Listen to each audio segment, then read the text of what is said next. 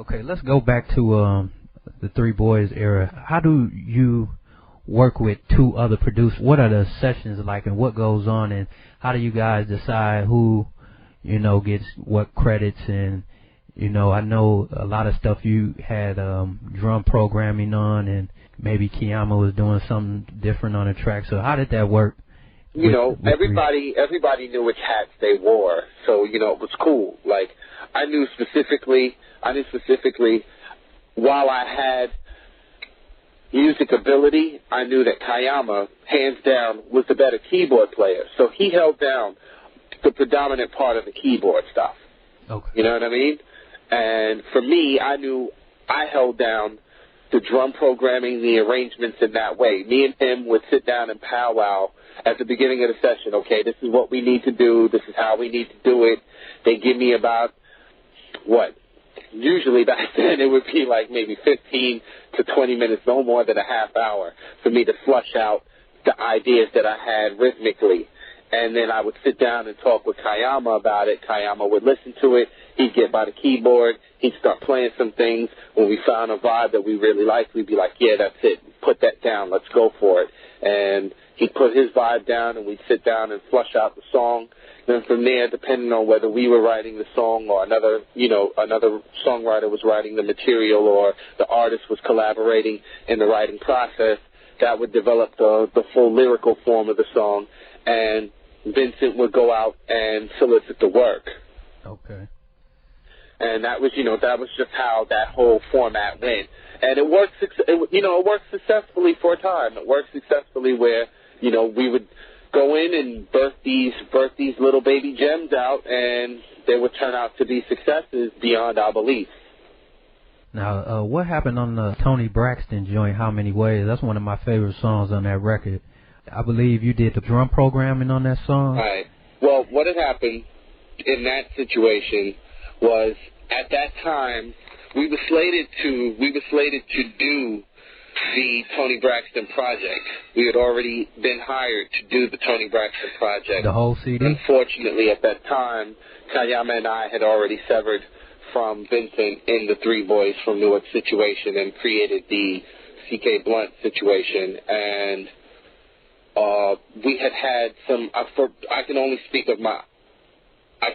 for myself, but we had some reels that were already done, programs of songs that we were supposed to record. And before we had left to go to California to record those songs, I had put down some programs of stuff we were supposed to work on. Cool. So let's move on to around 94, 95. Again, looking at your discography, another Christopher Williams project, of course, the Usher project, Intro, one of my favorite groups. Right, yeah. Rest in peace, Kenny Green, one of the greatest artists I ever worked with. Yeah, one of the greatest songwriters. Performer and artist in the booth. He's relentless. He never gave up at one moment. Cool. Yeah, I loved his songwriting abilities. And so music is changing around this time, and it's beginning to be more hip hop instead of R&B in the tracks. It seems the stuff is getting a little bit more hard. Dr. Dre and Snoop are starting to. Right, you had the West Coast thing going, and right. You had Puffy on the East Coast putting the hip hop soul thing in place. The funny thing about it was that I remember, as a prediction, I'd spoken to one person over at Zamba that was an A&R at the time. I forget his name now, but I'd spoken to him, and I told him like, yo, I want to try this new thing where I just want to have a raw sample and, hook it up with the beat and everything, and have an artist just sing over the raw sample. And he was like, oh, that'll never work. People want to hear music, this and that, so on and so forth. And then Puffy started doing it, and I was like, see, there you go. There you go. But it worked out well. It worked out well nonetheless. So around this time, were you producing alone, or were you still with Kiyama, like on the Al Green stuff, the J Quest stuff? At that time, predominantly I was producing alone. Okay. At that time, like the The last material I could say that was worked on as a collaboration between Kayama and I was the Usher project. Okay. Shanice and Usher, right there at that point. The Christopher Williams, everything from the second Christopher Williams album and so on and so forth, I could say predominantly was me on a solo level. Now, what happened with the J Quest project? A lot of people on the forum seem to love that record. What happened with J Quest?